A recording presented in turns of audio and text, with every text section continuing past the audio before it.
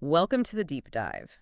So today we're jumping into something you asked us about, something that feels super modern but actually has pretty deep roots, parasocial relationships. Right. These connections we form with people on screens. Exactly. In this, digital world, they seem to be everywhere. So Mhm. we want to break down what they are, why we form them, and sort of their impact. And we've got some interesting stuff to draw on psychology today, UT, Permian Basin online, even a Reddit discussion. Yeah, from Poor Pop Culture Chat, which should be interesting. Our mission really is to give you a clear handle on this, without getting lost in all the academic speak. It's definitely a phenomenon worth unpacking.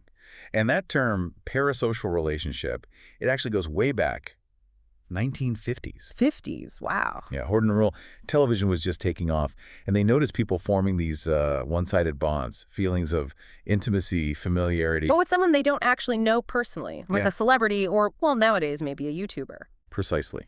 Streamers, influencers, anyone really prominent in media. The key thing, though, is it's all happening in the individual's mind. The feelings, Yeah. totally real. The interaction, not so much. Okay. So that's what we're digging into. We'll look at the psychology, some real examples, good and bad, and the different takes on whether these are, healthy or not. Hopefully spark a few aha moments for you along the way. Let's hope so. All right. First things first. Why?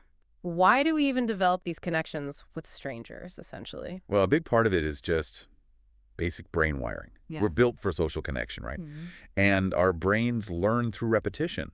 Seeing the same faces over and over, even on a screen, can kind of trigger those same warm, familiar feelings we get from really friends. So our brain doesn't always make the distinction between a friend I see every week and, say, a streamer I watch every night. It seems like it struggles to, yeah, it just registers repeated exposure and thinks, social connection.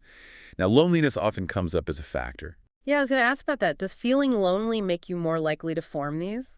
Well, it makes intuitive sense, doesn't it? If you're feeling isolated, maybe you seek out connection wherever you can find it, even if it's one-sided. And some research does point that way. Okay. But, and this is where it gets complicated, other research suggests that's not the whole story. Oh. Yeah, some studies, like Rachel Forster's work, found that people with lots of real-life friends, very social people, are also quite likely to form parasocial bonds. Really? That's surprising. So it's not just compensation. Apparently not just that. It suggests there might be something else drawing people in, something these relationships offer that real ones don't always. Like what? Think about it. They're often easier, right? Right. Less demanding. Ah, okay.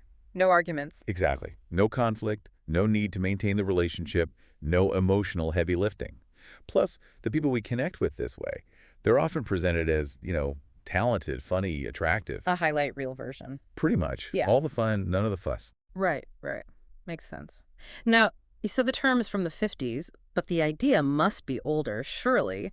People have always had heroes or crushes on famous figures. Oh, absolutely. Yeah. This isn't fundamentally new. UT Permian Basin Online talks about this historical angle.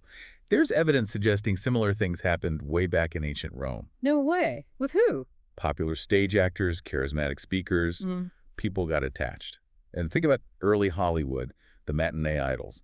That was definitely fostering these intense one-sided feelings. So it's a long-standing human thing. Okay, but then what's the real difference between just being a huge fan of someone and having a proper parasocial relationship with them? Is there a line? That's a great question. And yeah, there's a subtle but important distinction. Being a fan might be about admiring someone's talent, loving a musician's songs and actor's performances. Okay. A parasocial relationship usually involves feeling like you know the person. You feel connected to their personality. Maybe you relate to things they share. You feel invested in their life, almost like a friend. Even though they have no clue who you are. Exactly. It's that feeling of personal connection, that perceived intimacy. Fans often look up to stars, maybe see them as superior.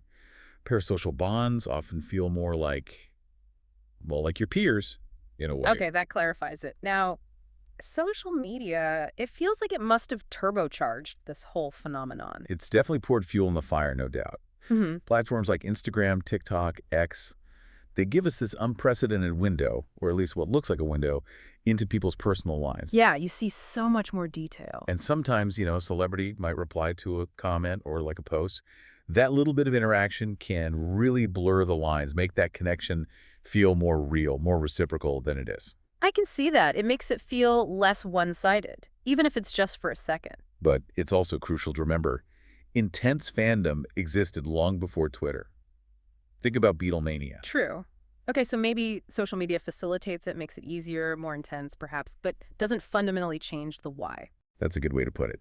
The underlying drive might be the same, but the way it plays out is definitely different now.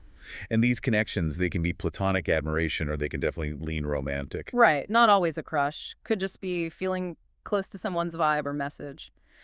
Okay, let's talk health. Are these things good, bad, somewhere in between? Well, the thinking on that has shifted.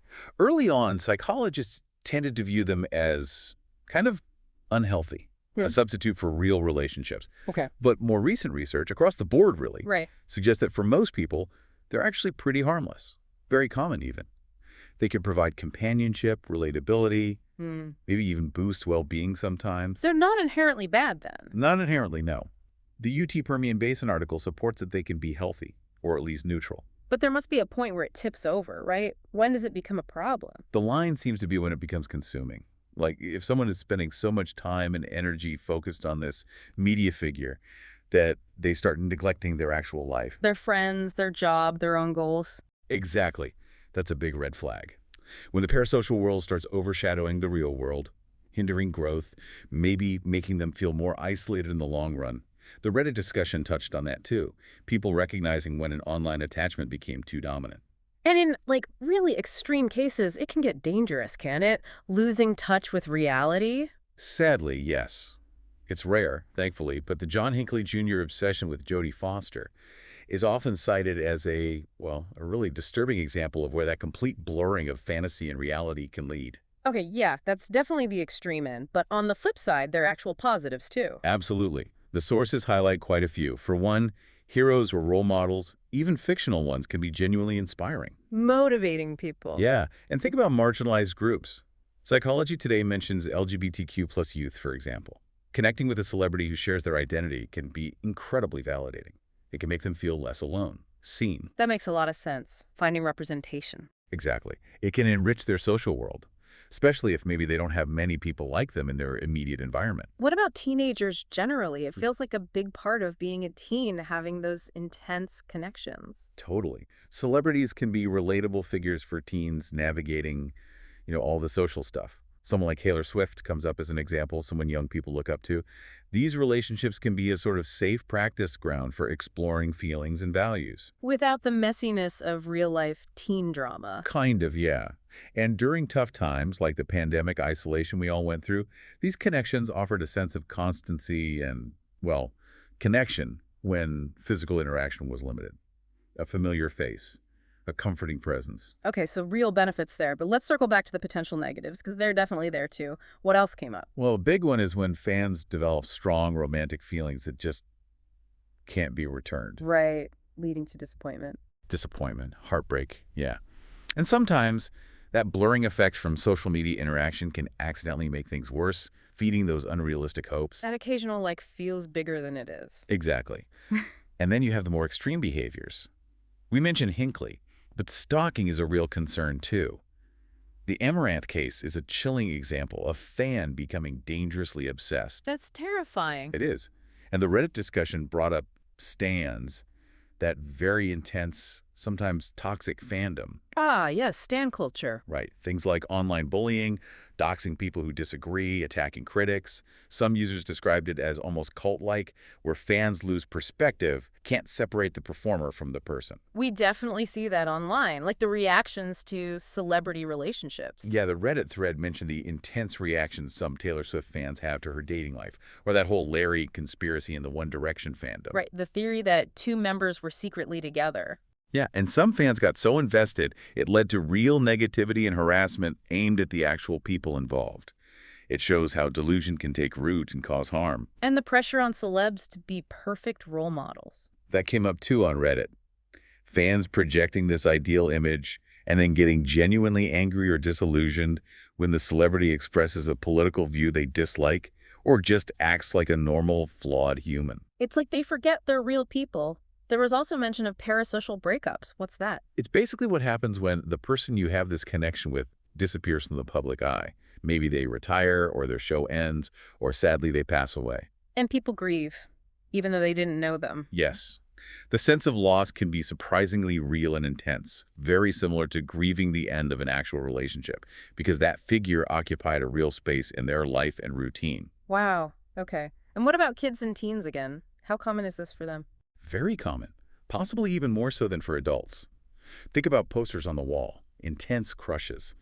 Hormonal changes during adolescence might even play a role in intensifying these feelings. So, kind of a normal developmental stage for many. And it's not just celebrities, right? We can form these with others. Absolutely, that's a key point. It could be a fictional character you love, a YouTuber, even someone local like that friendly barista you see every day, or a teacher you admire. Anyone you're regularly exposed to, really. So, it's the repeated exposure and the one sided feeling of knowing them. That's the core of it. Okay. And wrapping up, that Reddit discussion seemed to really stress self awareness. Why is that so vital here? Because recognizing that the relationship is one-sided is the first step to keeping it healthy. The users there really emphasized asking yourself, is this engagement good for me? Is it getting in the way of my real life, my real relationships, my well-being? Maintaining boundary. Exactly. Being self-aware helps you enjoy the connection for what it is, appreciating someone's work or persona without letting it become an unhealthy dependency or substitute for real life. Okay.